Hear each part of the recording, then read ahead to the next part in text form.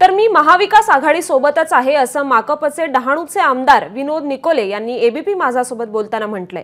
विधानसभा सदस्यत्वाची शपथ घ्यायची नाही असा निर्णय काल महाविकास आघाडीच्या आमदारांनी घेतला होता, पण निर्णय घेण्यापूर्वीच मी शपथ घेतली होती असं ते म्हणाले।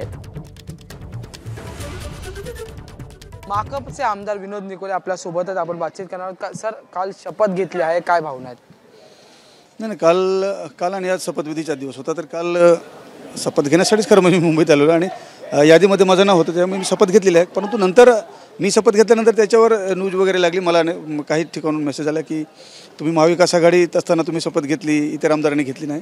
तर थोडंसं कम्युनिकेशनमध्ये आमचा गॅप झालेला आहे, म्हणजे मला नंतर तो मेसेज मिळाला, तोपर्यंत माझा शपथ झालेली होती। मी महाविकास आघाडीसोबतच आहे, महाविकास आघाडीसोबतच राहणार आणि आज ज्या मतदारसंघातून निवडून आलेले आहे त्याच्यामध्ये महाविकास आघाडीचं खूप मोठं योगदान आहे, त्याच्यामुळे महाविकास आघाडीबरोबरच आहे। आणखी एक मुद्दा आहे सर की महाराष्ट्र एकीकरण समिती आणि त्याच्यानंतर मराठी असंघ जे साहित्याचा कार्यक्रम बेळगावात पार पडतो, पण त्याला आता मराठी बांधवांना जाण्यास बंदी जे बेळगावमध्ये घालण्यात आले, याकडे तुम्ही कसं बघत आहे?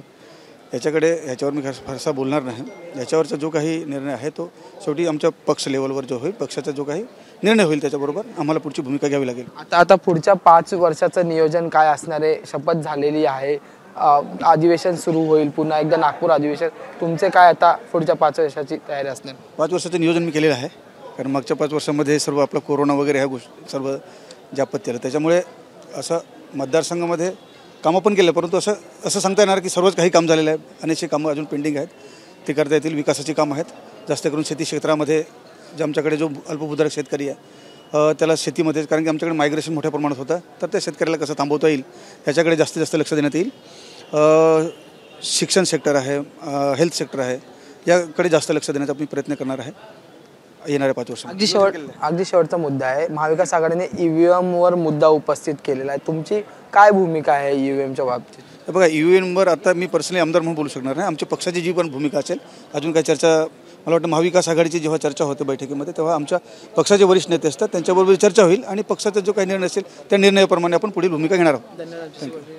हे होते आमदार विनोद निकोले, त्यांनी म्हटले की पक्षाची जी भूमिका असेल तीच आमची भूमिका असेल आणि मी महाविकास आघाडीसोबत आहे, त्यामुळे आता पक्ष काय भूमिका घेतो हे पाहणं औत्सुक्याचं ठरणार आहे।